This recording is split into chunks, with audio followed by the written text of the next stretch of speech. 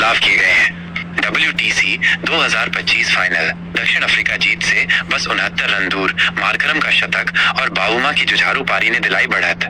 London के ऐतिहासिक Lord's cricket ground में खेले जा रहे विश्व टेस्ट चैंपियनशिप WTC 2025 के फाइनल मुकाबले में दक्षिण अफ्रीका ने ऑस्ट्रेलिया के खिलाफ अपनी स्थिति बेहद मजबूत कर ली है। तीसरे दिन का खेल खत्म होने तक दक्षिण अफ्रीका ने 213 रन पर 2 विकेट खोकर जीत के लिए सिर्फ 69 रनों की दूरी तय कर ली है। अपने पहले ICC खिताब को जीतने के लिए उन्हें अब एक और शानदार दिन का इंतजार है।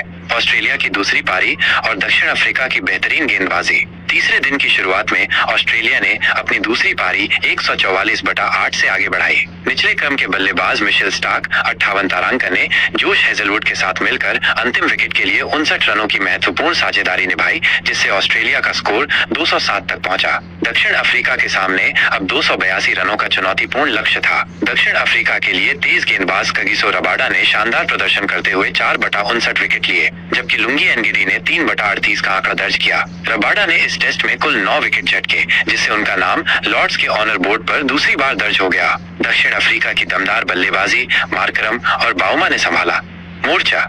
लक्ष्य का पीछा करते हुए दक्षिण अफ्रीका की शुरुआत अच्छी नहीं रही, जब मिशेल स्टार्क ने रयान रिकेल्टन 6 को जल्द ही आउट कर दिया। इसके बाद एडन मार्करम और वियान मुल्डर ने 61 रनों की महत्वपूर्ण साझेदारी कर पारी को संभाला। मुल्डर 27 रन बनाकर स्टार्क का दूसरा शिकार बने।